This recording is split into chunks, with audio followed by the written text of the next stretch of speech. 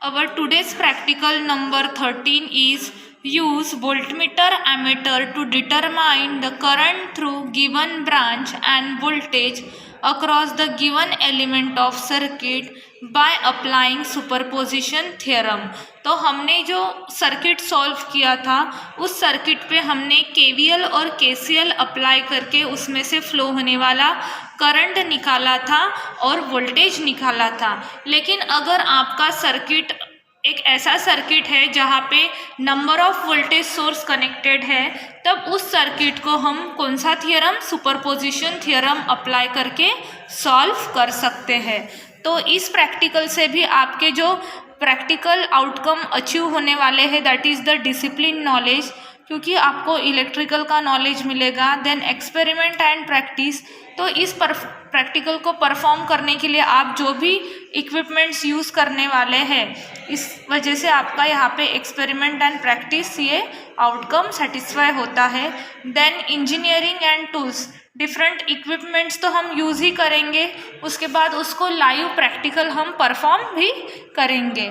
Then individual and team work, तो हम ये प्रैक्टिकल मिलके परफॉर्म करने वाले हैं, इस वजह से आपका इंडिविजुअल एंड टीम वर्क ये पीओबी सेटिस्फाई होता है। देन आपकी कॉम्पिटेंसी एंड प्रैक्टिकल स्किल भी इम्प्रूव होता है। This is expected to develop the following skill for the industry, identified competency, maintain the electrical system, applying AC and DC circuit fundamental. तो कोई भी circuit में AC and DC fundamentals apply करके कैसे उस सर्किट को सॉल्व करना है, इलेक्ट्रिकल क्वांटिटीज़ को कैसे मेजर करना है, सेफ्टी प्रिकॉशंस कैसे फॉलो करने हैं, ये हमें यहाँ से सीखने को मिलेगा। This is the circuit diagram. तो इस सर्किट डायग्राम में आप देख रहे हो यहाँ पे दो सोर्सेस कनेक्टेड है, this is V1 and this is V2। तो सुपरपोजिशन थ्योरम क्या होता है कि हमें अगर टोटल करंट निकालना है तो तब हमें टोटल करंट निकालने के लिए हमें दोनों भी वोल्टेज सोर्स में से फ्लो होने वाले करंट की ज़रूरत होती है। उसके लिए जब हम इस सोर्स को एक्टिव रखते हैं तो दूसरे सोर्स को डीएक्टिव करेंगे, और जब हम V2 को एक्टिव रखेंगे तब हम V1 को डीएक्टिव करेंगे। तो यहाँ पे 3 रेजिस्टेंस लगाए हुए हैं, R1, R2 एंड R3। सो हमने यहाँ पे स्विच लगाया हुआ है, क्योंकि हम इस स्विच से हम इन तीनों इक्विपमेंट्स को क्या करेंगे, ऑपरेट करेंगे। तब इस स्विच को हम क्या करेंगे, ऑफ कंडीशन में रखेंगे, और जब हम इस वोल्टेज सोर्स को ऑपरेट करेंगे तब हम इस स्विच को ऑफ कंडीशन में रखेंगे ताकि ये वोल्टेज सोर्स क्या हो, डिस्कनेक्ट हो जाए। तो इस रेजिस्टेंस में से फ्लो होने वाले करंट को हमने I1 बोला है, R2 में से फ्लो होने वाले करंट को हमने I2 बोला है, और R3 में से फ्लो होने वाले करंट को हमने I3 बोला हुआ है। और हमने हर रेजिस्टेंस के अक्रॉस सीरीज में एमीटर लगाया है, जिससे हम उसमें से फ्लो होने वाले करंट को मेजर कर सके। So this is the observation table. तो हमें ऑब्जर्व क्या करना है, जब हम वोल्टेज सोर्स V1 को एक्टिव रखेंगे तब हमें उसमें से फ्लो होने वाला I1, I2 और I3 की वैल्यू लेनी है। जब हम वोल्टेज सोर्स V2 को एक्टिव रखेंगे तब हमें फिर से 3 करंट की वैल्यू लेनी है। फिर एट द लास्ट हम both the voltage sources V1 and V2 को एक्टिव रखेंगे, और तभी भी हम इन तीनों करंट की वैल्यू मेजर करेंगे। This is the practical setup. तो हमने बोला था कि हमारे सर्किट में V1 एंड V2 दो सोर्सेस है, तो उस सोर्सेस की जगह पे हमने 2 ऑटो ट्रांसफार्मर लगाए हैं। This is the auto transformer 1 for the V1, जिससे हम वोल्टेज को क्या करेंगे, वैरी करेंगे, और this is the auto transformer 2 for the voltage source V2, इससे हम वोल्टेज सोर्स V2 को वैरी करेंगे। देन हमने बोला था कि 3 रेजिस्टेंस कनेक्टेड थे, so this is R1, this is R2 and this is R3। तो R1 में से फ्लो होने वाले करंट को मेजर करने के लिए हमने ये एमीटर लगाया है इसके साथ सीरीज में, दिस इज द I1।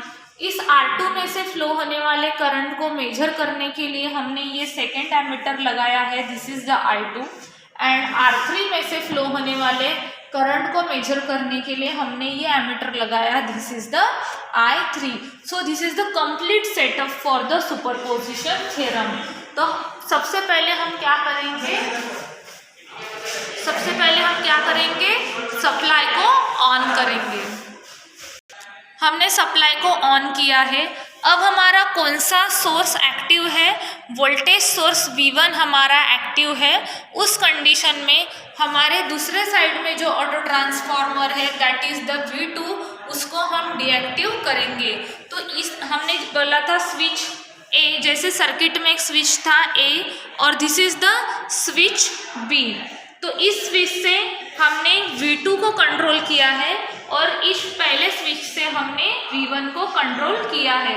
तो अब दोनों भी स्विच कैसे हैं, ऑफ कंडीशन में है।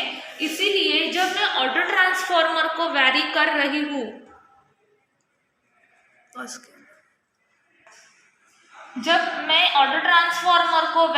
रही हूँ, तो आपको एमीटर में कोई भी फ्लक्चुएशन नहीं मिलेगा, क्योंकि हमारा स्विच कैसे कंडीशन में है, ऑफ कंडीशन में है।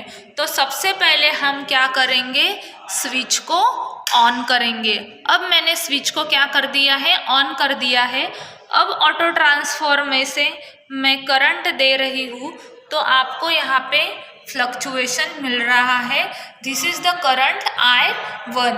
अब टोटल करंट I1 इस सर्किट में से फ्लो हो रहा है, but this is the node. According to the theoretical diagram, node क्या होता है, जहाँ पे दो या दो से ज़्यादा रेजिस्टेंस कनेक्टेड होते हैं, उसे हम क्या बोलते हैं, नोड बोलते हैं।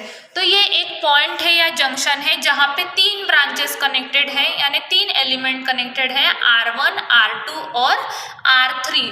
तो जैसे कि आपको पता है आप सीधे रास्ते से आ रहे हो, बट आपके टर्निंग पॉइंट पे दो रास्ते खुल जाते हैं, वैसे ही जो टोटल करंट R1 में से फ्लो होते हुए आ रहा था, ड्यू टू दिस नोड अब करंट डिवाइड होगा।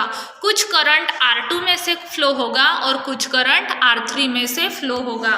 तो आपको R2 का करंट है इस एमीटर में दिखाई दे रहा है, दैट इज द 0.6 एम्पियर, और इस R3 का करंट इस एमीटर में दिखाई दे रहा है, that is the approximate to 0.5 ampere. तो ये हम लिखेंगे ऑब्जर्वेशन टेबल में। अभी हमने जो देखा उसमें वोल्टेज सोर्स V1 कैसा था, एक्टिव था, और V2 डीएक्टिव था। अभी सेकेंड पार्ट में हम क्या करेंगे, V2 को एक्टिव रखेंगे एंड V1 को क्या करेंगे, डीएक्टिव करेंगे। तो अभी यहाँ पे दिस इज द स्विच 2। अभी हमने स्विच 2 को ऑन करना है और स्विच 1 को ऑफ कंडीशन में रखना है। तो अभी मैं ऑटो ट्रांसफार्मर को रोटेट कर रही हूँ, लेकिन आपको यहाँ पे फ्लक्चुएशन क्या मिल रहा है, 0 मिल रहा है, क्योंकि मैंने स्विच अभी तक ऑन नहीं किया है। तो मैं सबसे पहले क्या करूँगी, इस स्विच को ऑन करूँगी। अब ये मेरा स्विच ऑन हो गया है। तो अब मैं ऑटो ट्रांसफार्मर को रोटेट कर रही हूँ, मतलब वोल्टेज दे रही हूँ, तो आपको यहाँ पे करंट की वैल्यू मिलेगी। This is I1 for the V2, this is resistance 1, this is resistance 2 and this is resistance 3।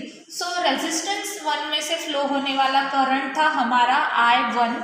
So again यहाँ पे नोड है, तो करंट क्या होगा, डिवाइड होगा। तो जो करंट I2 में से फ्लो होगा उसको हम मेजर करेंगे इस इस एमीटर में। तो आपको यहाँ पे करंट की वैल्यू दिखाई दे रही है 0.2। तो अब रेजिस्टेंस R3 के लिए हमने यहाँ पे एमीटर लगाया हुआ है, तो R3 में से फ्लो होने वाला करंट हमें इस एमीटर में दिखाई देगा।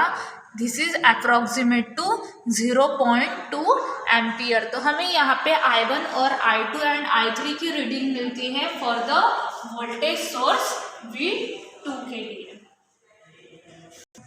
अब हम क्या करेंगे, थर्ड स्टेप में हमें दोनों भी स्विचेस को क्या करना है, ऑन करना है, और हमें दोनों भी वोल्टेज सोर्स को ऑन रखना है। तो इस स्विच को भी हम ऑन कर देते हैं, मतलब दोनों भी स्विच ऑन है।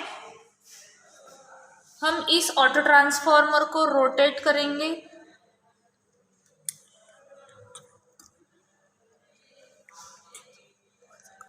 तो इस V1 को हमने वोल्टेज सोर्स दिया है 20 वोल्ट, तो आपको फ्लक्चुएशन मिल रहा है I1 में भी, I2 में भी और I3 में भी। अब हम इस V2 को भी 20 वोल्ट पे रखेंगे, तब हमें फिर से अगेन क्या मिल रहा है, फ्लक्चुएशन मिल रहा है।